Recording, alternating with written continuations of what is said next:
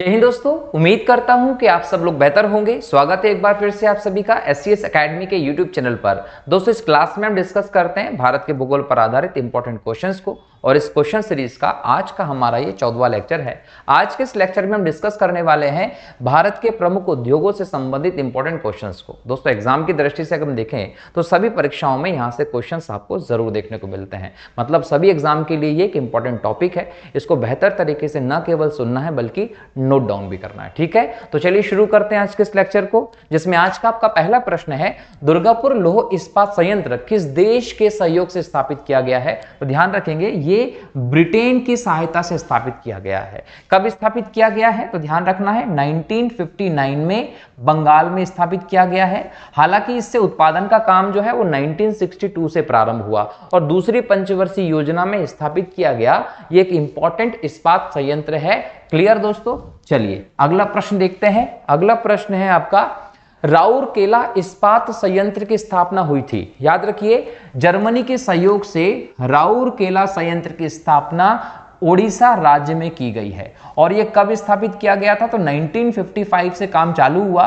1959 में जब हम देखते हैं तो इसका उद्घाटन हमें देखने को मिलता है। अगर देखा जाए तो यह संयंत्र भी दूसरी पंचवर्षीय योजना में स्थापित किया गया इंपॉर्टेंट संयंत्र रहा, जिसका उद्घाटन भारत के पहले राष्ट्रपति राजेंद्र प्रसाद जी के माध्यम से किया गया था। ठीक है, और यह जो संयंत्र है दोस्तों, यह भारत में सार्वजनिक क्षेत्र का पहला एकीकृत संयंत्र माना जाता है। दूसरी पंचवर्षीय योजना के दौरान स्थापित हुआ था।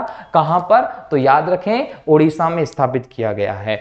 अगला प्रश्न है, भिलाई संयंत्र किसकी मदद से स्थापित किया गया था? तो भिलाई संयंत्र रूस की सहायता से स्थापित किया गया था। 1955 से काम प्रारंभ हुआ था और 1959 से इसका उत्पादन जो है वो भी यहां में देखने को मिलता है। ठीक है, ये भी दूसरी पंचवर्षीय योजना में बना एक महत्वपूर्ण इस्पात संयंत्र है। कौन सा? भिलाई, जो कि छत्तीसगढ़ में है। कहां है? छत्तीसगढ़ में है। एग्जाम में कभी कभी क्वेश्चन आ जाते हैं, भिलाई कहां है, राउरकेला कहां है, दुर्गापुर कहां है, तो इनके स्टेट के नाम भी याद रखें। भिलाई कहां है? तो छत्तीसगढ़ में है। क्लियर? चलिए आगे बढ़े। अगला प्रश्न, हिंदुस्तान स्टील प्राधिकरण लिमिटेड सेल की स्थापना कब की गई थी? इसकी स्थापना की गई थी 1953 में, जनवरी के माह में। और ये दोस्तों याद रखना है, बहुत इंपॉर्टेंट क्वेश्चन है, एक इंपॉर्टेंट फैक्ट है जहां से एग्जाम में क्वेश्चन आ सकता है। सेल जो है दोस्तों, इसका इंग्लिश में नाम है steel authority of India limited. Steel authority of India limited इसका इंग्लिश में पूरा नाम है। इसका मुख्यालय जो है वो नई दिल्ली में है। कहां है? नई दिल्ली में है। 1973 में इसकी स्थापना हुई थी। केंद्र सरकार के स्वामित्व वाली एक कंपनी है। ये भारत का सबसे बड़ा इस्पात उत्पादक संयंत्र के तौर पर आप इसे देखते हैं, जिसका जो दोस्तों दायित्व है वो कई सारे संयंत्रों तक है, जिसमें आप बोल सकते हैं भिलाई, भिलाई के अलावा इसमें राउरकेला, दुर्गापुर, राउरकेला दुर्गापुर भी है, बोकारो, बोकारो के अलावा सेलम दक्षिण भारत में है, बर्नपुर। ये जो संयंत्र हैं, इनका संचालन का काम हो या स्वामित्व का काम हो, ये सेल के पास है, जिसका मुख्यालय कहां है दोस्तों? नई दिल्ली में है। सेल की स्थापना 1973 में की गई थी। क्लियर? आगे बढ़ते हैं। अगला प्रश्न है, आधुनिक लौह इस्पात उद्योग का वास्तविक प्रारंभ किस स्थान पर स्थापित कारखाने के साथ हुआ था? तो कुल्टी में। कुल्टी कहां है? कुल्टी है दोस्तों बंगाल में। बंगाल के कुल्टी में 1874 में पहला कारखाना स्थापित करवाया गया था, जिसका नाम था बंगाल आयरन वर्क्स, और इसके माध्यम से भारत में लौह इस्पात उद्योग का प्रारंभ भी हमें देखने को मिलता है स्वतंत्रता के पहले। अंग्रेजों के समय से दोस्तों हमारे यहाँ पर औद्योगिक विकास देखने को मिलता है, लेकिन अंग्रेजों ने उन्हीं उद्योगों को विकसित करने पर जोर दिया था जिनकी उन्हें जरूरत थी। जिनकी उन्हें जरूरत नहीं थी, जो उनके लिए लाभदायक नहीं थे, उन उद्योगों की स्थापना पर उन्होंने कोई ध्यान नहीं दिया। और जो भी उद्योग भारत में उन्होंने स्थापित किए थे वो भी नाम मात्र के किए थे, ये ध्यान रखने योग्य बात है। और उन्होंने लौह इस्पात की दृष्टि से देखें तो 1874 में बंगाल के कुल्टी में पहला उद्योग जो है वो स्थापित किया था। ये जो उद्योग था दोस्तों, ये कच्चे माल की स्थिति के आधार पर ही स्थापित किया था, क्योंकि यहां पर इससे संबंधित कच्चा माल अवेलेबल था और इसके लिए कच्चे माल की जरूरत थी लौह अयस्क और कोकिंग कोयला। तो कोकिंग कोयला और लौह अयस्क की मात्रा के आधार पर इसको यहां स्थापित किया गया। लौह इस्पात उद्योग जो है दोस्तों, वो वजन ह्रास उद्योग में आता है, इसलिए इसकी स्थापना उन्हीं क्षेत्रों में की जा सकती है जहां इसका कच्चा माल अवेलेबल होता है। और छोटा नागपुर का पठार का जो आसपास का क्षेत्र है दोस्तों, वो इसके लिए बहुत अच्छी प्लेस है, जहां पानी भी है, जहां कच्चा माल सब अवेलेबल है, श्रम भी अवेलेबल है, इसलिए इसके इर्द गिर्द वाले सेक्शन में आपको इसका विस्तार ज्यादा देखने को मिलता है। ठीक है दोस्तों, तो वहीं स्थापित करेंगे जहां पर कच्चा माल होगा। कुल्टी से सबसे पहली बार इसकी स्थापना की गई थी। भारत में प्रथम कपास मिल सूती वस्त्र उद्योग की स्थापना किस शहर में हुई थी? तो कोलकाता में भारत में पहली बार सूती वस्त्र के लिए कोई मिल स्थापित की गई थी। और ये कहां की गई थी? तो याद रखेंगे, फोर्ट ग्लास्टर। फोर्ट ग्लास्टर कलकत्ता की एक जगह थी दोस्तों। यहां पर 1818 में पहला सूती वस्त्र का कारखाना लगाया गया था। हालांकि ये असफल हो गया था, ये ध्यान रखना है। और सफल कारखाना 1854 में लगा था। किसने लगाया था? कबासजी डाबर के द्वारा लगाया था। यह स्वदेशी पूंजी से लगाया गया कारखाना था दोस्तों। तो भारत में पहला प्रयास 1818 में फोर्ट ग्लास्टर से किया गया था, कलकत्ता से। यह पहली सूती वस्त्र उद्योग की शुरुआत थी, भारत में पहली मील थी जो असफल रही।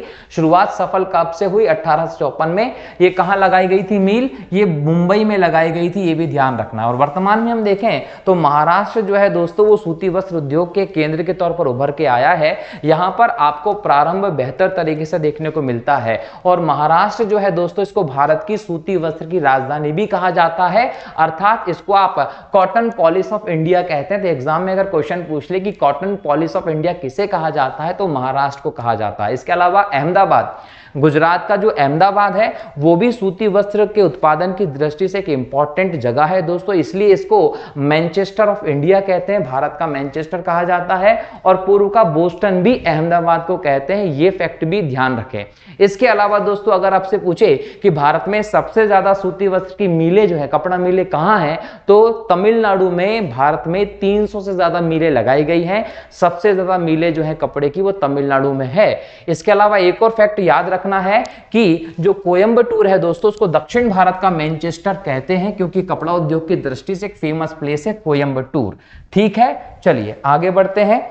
अगला प्रश्न है, भारत का कौन सा उद्योग बड़ी संख्या में कार्यकर्ता नियुक्त करता है, मतलब रोजगार प्रदान करता है? तो वस्त्र उद्योग जो है दोस्तों, भारत में कृषि के बाद एक ऐसा सेक्टर है जो भारत में सबसे ज्यादा रोजगार प्रदान करने का कार्य करता है। ठीक है, और इसका योगदान हम देखें औद्योगिक उत्पादन में, तो लगभग 14% योगदान हमारे देश में वस्त्र उद्योग का है। और अगर हम निर्यात की बात करें तो लगभग 23% के आसपास योगदान निर्यात में हमें किसका दिखता है? वस्त्र उद्योग का मिलता है। तो भारत में वस्त्र उद्योग सबसे ज्यादा रोजगार देने वाला सेक्टर माना जाता है। ठीक है, अगला प्रश्न है दोस्तों, विभाजन के कारण भारत का कौन सा उद्योग बुरी तरह प्रभावित हुआ? तो याद रखें कि भारत में जूट और रुई का जो उद्योग है, ये विभाजन के बाद सबसे ज्यादा प्रभावित हुआ। 1947 में जब विभाजन हुआ दोस्तों, तो पाकिस्तान जो है वो एक पूर्व में भी था और एक पाकिस्तान पश्चिम में भी था। तो जो पूर्वी पाकिस्तान था दोस्तों, ये 1971 में क्या बन गया? बांग्लादेश के रूप में स्थापित हुआ है। तो ये वाला जो इलाका था, ये स्थापित तौर पर देखें तो जूट के कारखाने, जूट के श्रमिकों के लिए और जूट की खेती के लिए जाना जाता था। तो जब विभाजन हुआ तो ये हिस्सा हमसे अलग हो गया, तो बहुत सारे कारखाने, बहुत सारी जूट की खेती की जमीन और मजदूरों के क्षेत्र जो थे वो सब पूर्वी पाकिस्तान में चले गए, मतलब आज के बांग्लादेश में चले गए। तो भारत को सबसे ज्यादा नुकसान अगर हुआ है तो जूट के उद्योग में विभाजन के कारण हुआ था। और आज अगर वर्तमान में देखें दोस्तों, तो जूट का सबसे ज्यादा उत्पादन करने वाला, निर्यात करने वाला देश बांग्लादेश है। भारत में जूट का जो केंद्र है दोस्तों, वो बंगाल है, जहां सबसे ज्यादा जूट का उत्पादन होता है। बंगाल में इसके उद्योग भी लगे हैं। लेकिन जूट का पहला उद्योग हम देखें दोस्तों, तो 1855 में जो रिसरा जगह है बंगाल की, 1855 में रिसरा में हुगली नदी के किनारे पर जूट उद्योग भारत में पहली बार लगाया गया था। और यह भी याद रखिएगा कि जूट उद्योग में बहुत ज्यादा पानी की जरूरत पड़ती है, इसीलिए इसे हुगली नदी के किनारे पर स्थापित किया गया था। ठीक, तो ये जूट उद्योग था जिसे विभाजन के बाद सबसे ज्यादा नुकसान भारत में देखने को मिला था। अगला प्रश्न है, देश में आधुनिक तकनीकी पर आधारित ऊनी कपड़े का प्रथम कारखाना कानपुर में लाल इमली के नाम से स्थापित किया गया था। इसकी स्थापना कब हुई थी? तो 1876 में लाल इमली जो कारखाना है ऊन का, क्लियर, ऊनी कपड़े का, वो स्थापित किया गया था। ये यूरोपियन लोगों के द्वारा स्थापित किया गया था और इसकी स्थापना जब की गई थी दोस्तों, तो ब्रिटिश समय में भारत में जो ब्रिटिश सैनिक होते थे उनके लिए कंबल बनाने का काम ये कारखाना करता था। इसके परिसर में चूंकि बहुत सारे लाल इमली के पेड़ थे, इसलिए इसका नाम इमली वाला कारखाना पड़ गया था। हालांकि इसका ओरिजिनल नाम जो है दोस्तों, वास्तविक नाम है कोनपोरे वुलन मिल। तो कोनपोरे वुलन मिल इसका वास्तविक नाम है। चूंकि इसके परिसर में ज्यादा लाल इमली के पेड़ थे, इसलिए इसका नाम भी लाल इमली का कारखाना पड़ गया है, ध्यान रखेंगे। ठीक, अगला प्रश्न है, सूची को सूची 2 से मिलाना है। पूर्व का बोस्टन किसे कहते हैं? अहमदाबाद को कहते हैं। ये बोस्टन है क्या दोस्तों? याद रखेंगे कि मैसाचुसेट्स ये एक जगह है, कहां की? यूएसए की। यहां पर कपड़े का एक प्रसिद्ध सेंटर है जिस जगह का नाम है बोस्टन। यूएसए के मैसाचुसेट्स में बोस्टन जगह कपड़े के लिए फेमस है। इसके आधार पर कहीं ना कहीं तुलना की जाती है अहमदाबाद की, और अहमदाबाद को पूर्व का बोस्टन कहा जाता है। सूती वस्त्र की राजधानी मुंबई को कहते हैं, और उत्तर भारत का मैनचेस्टर कानपुर को कहते हैं, क्योंकि उत्तर भारत में कानपुर सूती वस्त्र उद्योग का एक प्रमुख केंद्र रहा है। दक्षिण भारत का मैनचेस्टर दोस्तों कोयंबटूर को कहते हैं, क्योंकि दक्षिण भारत में यह भी प्रमुख वस्त्र उद्योग का केंद्र रहा है। और भारत का मैनचेस्टर अहमदाबाद को कहा जाता है, यह भी ध्यान रखेंगे। ठीक, देश में रेशम उद्योग का सर्वाधिक स्थानीयकरण किस राज्य में हुआ है? तो देश में कर्नाटक जो है वो भारत का लगभग अधिकांश जो रेशम है उसका उत्पादन करता है। दोस्तों, जब हम रेशम उद्योग की बात करते हैं तो चाइना जो है वो रेशम की खोज के लिए जाना जाता है, उसके बाद पूरी दुनिया में इसकी व्यवस्था फैलती है, और कहीं ना कहीं इसका व्यापार प्राचीन काल में बहुत ज्यादा फला फूला भी था, और भारत को भी इससे बहुत ज्यादा लाभ हुआ था। जब हम रेशम की बात करते हैं दोस्तों, तो ये सेरीकल्चर के अंतर्गत आता है, जिसमें जो शहतूत के पत्ते होते हैं, शहतूत का जो वृक्ष है, इस वृक्ष के पत्तों पर रेशम के कीड़ों को पाला जाता है, और वो इसको खाते हैं और इस लार निकालते हैं। जो लार निकलती है दोस्तों, उसी से रेशम बनाया जाता है, और इसकी व्यवस्था सबसे ज्यादा भारत के कर्नाटक में है। अगर हम देखें भारत का 85% रेशम दोस्तों, तो वो शहतूत के वृक्ष के पत्तों पर पाले गए रेशम के कीड़ों के माध्यम से उत्पादित होता है। ठीक है, रेशम के प्रकार की बात करें दोस्तों, तो मूंगा रेशम होता है, इसके अलावा तसर रेशम होता है, अरंडी रेशम इंपॉर्टेंट रेशम की किस्म है दोस्तों।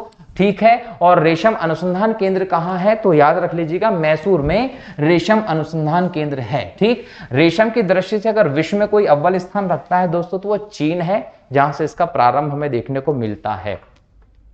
भारत में सीमेंट उत्पादन में अग्रणी राज्य कौन सा है? तो मध्य प्रदेश दोस्तों सीमेंट उत्पादन की दृष्टि से अग्रणी राज्य है। देखिए, सीमेंट उद्योग को स्थापित करने के लिए जो रॉ मटेरियल लगता है, कच्चा माल, वो चूना पत्थर है, जिप्सम है। क्लियर, अगर जिप्सम, चूना पत्थर और कोयला सीमेंट उद्योग के लिए इंपॉर्टेंट कच्चा माल है, तो मध्य प्रदेश में ये पर्याप्त मात्रा में अवेलेबल है। जो सतना कटनी वाला पूरा बेल्ट है हमारा, वहां पर चूना पत्थर की चट्टान जो उनका बहुत ज्यादा भरमार है, इसीलिए मध्य प्रदेश में चूना पत्थर के इस कच्चे माल के आधार पर सीमेंट उद्योग का सबसे ज्यादा विकास देश में हुआ है। तो अगर आपसे पूछ ले कि सीमेंट उद्योग का भारत में सबसे ज्यादा विकास कहां हुआ है, तो मध्य प्रदेश में हुआ है। लेकिन पहला कारखाना इसका जो भारत में लगा था दोस्तों, वो 1904 में मद्रास में स्थापित किया गया था। तो अगर एग्जाम में क्वेश्चन ये पूछ लेता है कि सीमेंट उद्योग का प्रारंभ भारत में कहां से हुआ था, तो मद्रास से हुआ था 1904 में।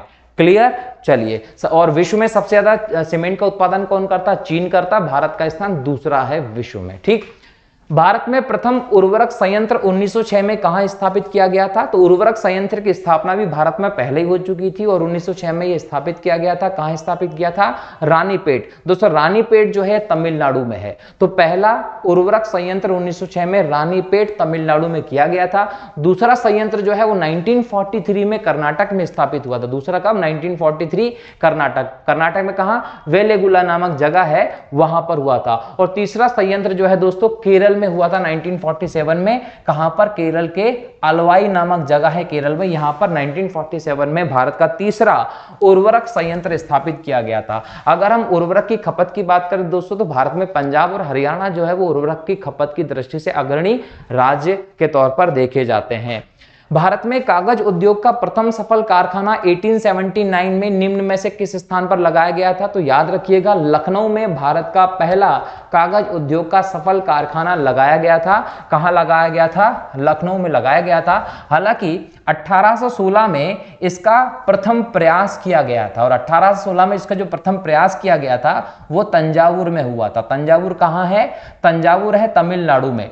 तमिलनाडु का जो तंजावुर है दोस्तों, यहाँ 1816 में पहला कागज का कारखाना लगाया गया था, लेकिन ये असफल रहा था। उसके बाद 1879 में लखनऊ में भारत का पहला सफल कागज का कारखाना शुरू किया गया था। लेकिन महाराष्ट्र का जो पुणे है दोस्तों, यहाँ पर है बेल्लारपुर। जो बेल्लारपुर नामक जगह है पुणे में, यहाँ सबसे बड़ा कागज का कारखाना है भारत का, ये भी याद रखिए। भारत की स्वतंत्र भारत की पहली जो अखबारी कागज की फैक्ट्री है दोस्तों, वो नेपानगर बुरहानपुर में स्थापित की गई थी, ये भी याद रखिएगा। और होशंगाबाद में नोट छापने का कारखाना होता है। ठीक है।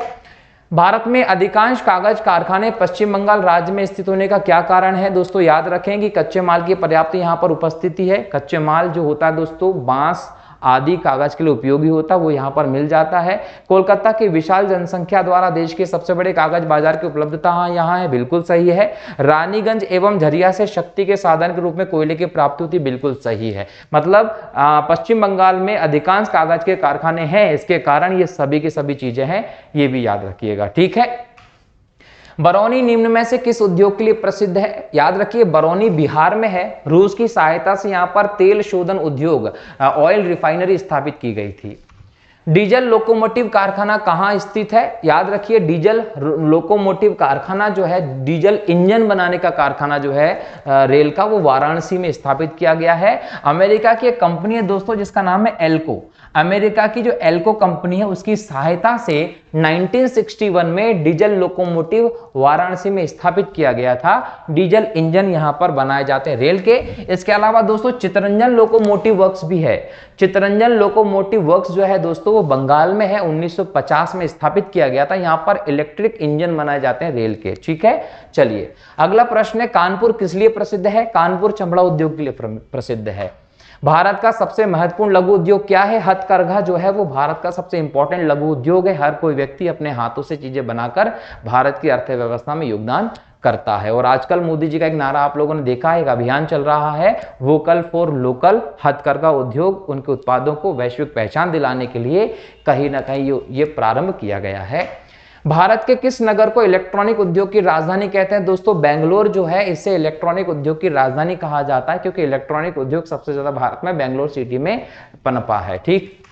निम्नलिखित में से कुछ उद्योग में सर्वाधिक संख्या में महिलाएं कार्यरत हैं? याद रखिए, चाय उद्योग जो है इसके अंतर्गत सबसे ज्यादा महिलाओं को रोजगार मिलता है। दरअसल चाय के जो पौधे होते हैं वो पर्वतीय क्षेत्रों में, पर्वतीय ढलानों पर स्थापित किए जाते हैं। क्यों? क्योंकि इनकी जड़ों में पानी नहीं ठहरना चाहिए, बारिश इनके लिए ज्यादा चाहिए। उष्णकटिबंधीय पौधा है चाय का, बारिश ज्यादा चाहिए, मतलब अत्यधिक वर्षा वाले प्रदेश में ये हो पाता है, लेकिन ये इसकी शर्त होती है कि इसकी जो जड़ें होती है पौधे की, वहां पर पानी नहीं रुकना चाहिए। अगर पानी रुक जाएगा तो पौधा खराब हो जाता है। और चाय का पौधा पूरा कभी नहीं उखाड़ा जाता, इसकी पत्तियां चुनी जाती हैं। तो इसके पौधे की जो पत्तियां उनको चुनने के लिए महिलाओं को रोजगार पे रखा जाता है। तो चाय उद्योग जो है वो सबसे ज्यादा श्रम वाले रोजगार के उद्योग के तौर पर देखा जाता है, ये याद रखना है। और चाय जो है दोस्तों उसको याद रखिएगा, कैमेलिया, कैमेलिया साइनेसिस ये पौधा है, इससे चाय प्राप्त की जाती है। और भारत में 1834 के बाद से चाय के उत्पादन पे काम किया जा रहा है। पहले फ्री में जो रेलवे ट्रैक्स और यहाँ चीजें होती थी वहां पर चाय पिलाने का काम शुरू किया गया था लोगों को। बाद में लोगों को इसकी आदत पड़ गई थी, एक इंडस्ट्री का नाम इसमें ले लिया गया है। और भारत दुनिया का दूसरे बड़ा चाय उत्पादक देश है दोस्तों, लेकिन उपभोक्ता की दृष्टि से देखें तो भारत सबसे ज्यादा चाय पीने वाला देश है। अगर हम देखें पानी के बाद सबसे ज्यादा कोई चीज पी जाती है विश्व में तो वो चाय पी जाती है, ये भी याद रखिएगा। अधिकांश चाय जो है भारत की वो असम में उत्पादित होती है। इसके अलावा बंगाल का स्थान आता है दूसरे नंबर पर। दार्जिलिंग जो है वह सबसे बेहतर क्वालिटी की चाय का उत्पादन होता है। दक्षिण भारत में हम जाएं दोस्तों तो कर्नाटक, केरल, तमिलनाडु जो है वो चाय उत्पादक राज्यों के अंतर्गत आते हैं। क्लियर दोस्तों। और भारत में 1881 में चाय बोर्ड की स्थापना भी की गई थी। ठीक। अगला प्रश्न है, सूची को सूची 2 से मिलाना है। सूची 1 में उद्योग दिए हैं, सूची 2 में उनके स्थान दिए गए हैं। कांच उद्योग कहाँ होता है? फिरोजाबाद में होता है। पीतल उद्योग कहाँ होता है? मुरादाबाद में होता है। स्लेट उद्योग कहाँ होता है? मरकपुर में होता है। और हस्त निर्मित कालीन उद्योग मिर्जापुर में चलता है। ठीक है, सूची 1 को सूची 2 से यहां भी मिलाना है। एक तरफ स्थान दिए गए, एक तरफ उद्योग दिए गए हैं। जामनगर में क्या है? जामनगर की जब हम बात करते हैं दोस्तों, तो यहां पर आपको ऊनी वस्त्र मिल जाएगा। हासपेट में क्या है? लोहा इस्पात उद्योग मिलेगा। कोरबा में क्या है? एल्यूमिनियम मिलेगा। और हल्दिया में क्या है दोस्तों? उर्वरक उद्योग मिलेगा। ठीक है, मध्य प्रदेश में पीथमपुर को किसके लिए जाना जाता है? तो याद रखिएगा, मध्य प्रदेश का पीथमपुर जो है वो ऑटोमोबाइल इंडस्ट्री, वाहन उद्योग के लिए फेमस है। और भारत का सबसे बड़ा वाहन निर्माता सेंटर के तौर पर इसे देखा जाता है, इसलिए इसकी तुलना डेट्रॉइट से की जाती है। डेट्रॉइट अमेरिका का एक शहर है जो वाहन उद्योग के लिए फेमस है, उससे तुलना की जाती है पीथमपुर की, और इसे भारत का डेट्रॉइट कहा जाता है। तो भारत का डेट्रॉइट पीथमपुर है, धार जिले में आता है। ठीक है, सूची को सूची 2 से मिलाना। एक तरफ उद्योग दिए गए, एक तरफ उनके उत्पादन केंद्र दिए गए। जूट का सामान कहाँ बनता है? टीटागढ़ में बनता है। रेशमी वस्त्र कहाँ बनते हैं? बेंगलोर में बनते हैं। ऊनी वस्त्र कहाँ बनते हैं? लुधियाना में बनते हैं। और ऊनी कालीन कहाँ बनते हैं? भदोही उत्तर प्रदेश में बनते हैं। ठीक है, अगला प्रश्न, इसमें भी आपको सूची मिलाना है। एक तरफ केंद्र दिए गए, एक तरफ उद्योग दिए गए हैं। आंवला के लिए दोस्तों आंवला उर्वरक, मोदी नगर जो है दोस्तों याद रखिएगा रबड़ के लिए, बारामबकी जो है ये पॉलीफाइबर के लिए, और कानपुर विस्फोटक चीजें बनाने के लिए फेमस है। इसमें भी सूची 1 को सूची 2 से मिलाना। एक तरफ स्थान दिए गए, एक तरफ उद्योग है। विशाखापत्तनम दोस्तों पोत निर्माण, जहाज निर्माण के लिए फेमस है। मूरी जो है वो एल्यूमिनियम के लिए फेमस है। गुरुग्राम जो है दोस्तों मोटर गाड़ियों के लिए प्रसिद्ध है। गुरुग्राम हरियाणा में आता है, और यहां पर आपको मारुति सुजुकी का प्लांट भी देखने को मिलता है, कार निर्माता कंपनी। और पनकी जो है वो उर्वरक के लिए फेमस है। ठीक है, इसमें भी सूची 1 को सूची 2 से मिलाना है। एक तरफ उद्योग दिए, एक तरफ उनके स्थान दिए गए हैं। भारी इंजीनियरिंग उद्योग रांची में होता है, झारखंड में। मशीन औजार उद्योग दोस्तों पिंजौर में होता है। एल्यूमिनियम उद्योग जो है रेणुकूट उत्तर प्रदेश में होता है। और उर्वरक उद्योग सिकंदरी में पनपा हुआ है। भारत में तेल शोधक कारखाने बहुधा वृहद बंदरगाहों के समीप स्थापित है। क्यों? जो तेल रिफाइनरी है दोस्तों, ऑयल रिफाइनरीज, वो अधिकांशतः पोर्ट्स जो है बंदरगाह उनके आसपास ही बनी हुई है। इसका कारण ये है कि ये आयातित कच्चे माल पर निर्भर है। भारत जो है वो अपने पूरे यूज का 80% कच्चा तेल जो है दोस्तों वो आयात करता है। आयात जब कच्चा तेल करेंगे क्रूड ऑयल को दोस्तों, तो फिर उसको रिफाइनरीज में ले जाकर रिफाइन किया जाता है। तो उस पूरी प्रक्रिया के लिए आंतरिक भागों में अगर रिफाइनरी बनाएंगे तो महंगी प्रक्रिया साबित होगी। ऐसी स्थिति में पोर्ट्स के आसपास ही कहीं ना कहीं उसको स्थापित कर दिया जाता है। ठीक है, ताती पाका तेल शोधनशाला किस राज्य में अवस्थित है? आंध्र प्रदेश में है। सबसे बड़ा तेल शोधक कारखाना पाया जाता है तो जामनगर गुजरात में सबसे बड़ा तेल शोधक कारखाना ऑयल रिफाइनरी मौजूद है। ये निजी क्षेत्र की ऑयल रिफाइनरी है दोस्तों, देश की सबसे बड़ी ऑयल रिफाइनरी के तौर पर जानी जाती है। आयातित कच्चे माल पर निर्भर है ये ऑयल रिफाइनरी, और रिलायंस इंडस्ट्रीज के अंतर्गत ये आती है। ठीक है, टिस्को संयंत्र किसके नजदीक स्थित है? तो टिस्को संयंत्र टाटा नगर, जमशेदपुर, छोटा नागपुर का पठार, झारखंड में है। जमशेदजी टाटा ने 1907 में भारत में टिस्को की स्थापना की थी दोस्तों। टिस्को का पूरा नाम है Tata iron and steel plant. Tata iron and steel plant जो है ये स्थापित किया गया था 1907 में जमशेदपुर में। और कहीं ना कहीं कच्चा माल चूंकि वहां अवेलेबल था पूरी तरीके से, इसलिए टाटा जी ने वहां पर स्थापित किया गया, और इन्हीं के नाम पर यहां जमशेदपुर शहर का नाम भी पड़ गया है। 1913 से यहां पर उत्पादन का काम शुरू हो गया है। ठीक है, भारत में निम्नलिखित राज्यों में से कौन सा एक नमक का अग्रणी उत्पादक है? भारत का लगभग 80% नमक जो है दोस्तों वो गुजरात में उत्पादन होता है। गुजरात के बाद तमिलनाडु और उसके बाद राजस्थान का नाम आता है। तो सबसे बड़ा नमक उत्पादक राज्य अगर भारत में कोई है तो वो है गुजरात। भारत विश्व में नमक उत्पादन की दृष्टि से तीसरे नंबर पर आता है। ठीक है, अगला प्रश्न है जिसमें आपको सूची 1 को सूची 2 से मिलाना है। सूची 1 में उद्योग दिए गए हैं, सूची 2 में केंद्र दिए गए हैं। एल्यूमिनियम जो है दोस्तों वो जेजे नगर में होता है। तांबा जो है दोस्तों वो मलाजखंड में होता है। जस्ता जो है दोस्तों वो होता है टुंडड़ू में। और जूट जो है दोस्तों भाटपाड़ा में होता है, बंगाल में। ठीक, यहां पर सूची 1 को सूची 2 से मिलाना। इस क्वेश्चन में भी एक तरफ औद्योगिक केंद्र है, एक तरफ प्रमुख उद्योग दिए गए। देखिए केंद्र मतलब जगह। आगरा में कौन सा उद्योग होता है? पर्यटन के लिए फेमस है। कानपुर किसके लिए फेमस है? चमड़े के सामान के लिए फेमस है। मेरठ किसके लिए फेमस है? खेलकूद के सामान के लिए फेमस है। और मुरादाबाद धातु के बर्तनों के लिए फेमस है। ठीक है, भारत में के किस राज्य को चीनी का कटोरा कहा जाता है? दोस्तों उत्तर प्रदेश में सबसे ज्यादा चीनी की मिलें हैं, सबसे ज्यादा चीनी का उत्पादन उत्तर प्रदेश में ही होता है, इसलिए इसे चीनी का कटोरा कहते हैं। दोस्तों चीनी उद्योग जो है एक वजन ह्रास उद्योग में आता है। चीनी के निर्माण के लिए आपको कच्चे माल के रूप में गन्ने की जरूरत होती है और गन्ना चीनी मिलों के आसपास ही लगाया जाता है, क्योंकि गन्ना जो है दोस्तों उसमें रस होता है। अगर गर्मी में कहीं दूर से आप गन्ना लेकर आएंगे तो भाप बनकर रस उड़ जाएगा। ठंड में उसका स्थिति कहीं ना कहीं देखी जाती है कि भाई आप वर्षा ऋतु के बाद कितने समय बाद गन्ना काट रहे हैं, क्योंकि वर्षा ऋतु में गन्ने में पानी ज्यादा हो जाता है तो मीठापन कम हो जाता है। तो नवंबर के आसपास आप देखते हैं गन्ने की कटाई होती है और इस कंडीशन में कहीं ना कहीं उसकी ज्यादा दूर ट्रेवल नहीं करवा सकते, क्योंकि उसमें जो रस है उसकी क्वांटिटी कम हो जाएगी, इसलिए तुरंत गन्ना काटकर मिलों में भेजा जाता है ताकि उससे रस निकालकर चीनी का काम शुरू करवा दिया जाए। तो चीनी मिलों के आसपास ही गन्ने की खेती की जाती है और सबसे ज्यादा गन्ने का उत्पादन उत्तर प्रदेश में होता है। अगर हम भारत में चीनी के उद्योग की शुरुआत की बात करें तो 1840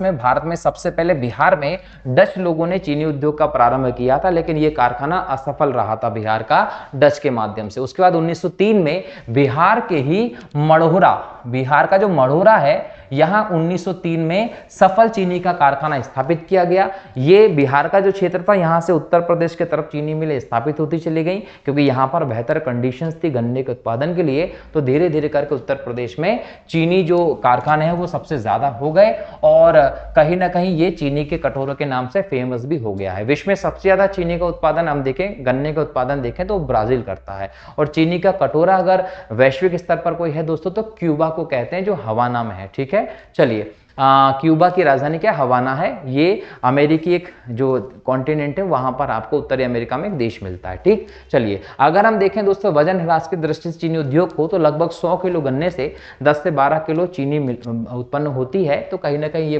दृष्टि से देखा जाए तो स्थानीय आधार पर इस उद्योग को स्थापित किया जाता है। जहां पर चीनी मिलें होंगी वहीं पर गन्ना पैदा किया जाता है, या फिर जहां पर गन्ने की खेती होती है वहीं पर चीनी की मिलें लगाई जाती है। अगला प्रश्न है, भारत में ब्रिटिश शासन के दौरान निम्नलिखित उद्योगों में से कौन से सर्वप्रथम स्थापित हुए थे? तो सूती वस्त्र उद्योग तथा पटसन उद्योग भारत में सबसे पहले स्थापित किए गए थे, ध्यान रखना है। भारत में रेल के डिब्बे कहां बनाए जाते हैं? तो याद रखिए कपूरथला और पेरम्बूर, ये दो जगह है जहां पर रेल के डिब्बे बनाए जाते हैं। कपूरथला पंजाब में है, पेरम्बूर तमिलनाडु में है। पेरम्बूर जो है दोस्तों यहां पर जो एसी वाले डिब्बे होते हैं, वातानुकूलित डिब्बे होते हैं रेल के, वो बनाए जाते हैं। इसके अलावा जो पेरम्बूर है दोस्तों ये तमिलनाडु में है, ये भी याद रखिएगा। रेल के पहिए बनाने के कारखाने जो है दोस्तों वो बेंगलुरु में भी है और बिहार में भी है, छपरा के अंतर्गत देखने को मिलते हैं। ठीक है दोस्तों, ये कुछ विशेष बिंदु है जो क्वेश्चन हम लोग डिस्कस नहीं कर हैं, उससे संबंधित की प्रथम जलयान उद्योग। अगर भारत में दोस्तों शिप इंडस्ट्री की बात करें तो 1941 में विशाखापत्तनम में जलयान उद्योग स्थापित किया गया था पहली बार, और इसके द्वारा जो पहला जहाज बनाया गया था उसका नाम था जल ऊष्मा। जल ऊष्मा नामक पहला जहाज बनाया गया था और 1952 में इस कंपनी का राष्ट्रीयकरण कर दिया गया और इसे हिंदुस्तान शिपयार्ड लिमिटेड कह दिया गया था। तो अगर एग्जाम में पूछे हिंदुस्तान शिपयार्ड लिमिटेड की स्थापना कब हुई थी? 1941 में विशाखापत्तनम में।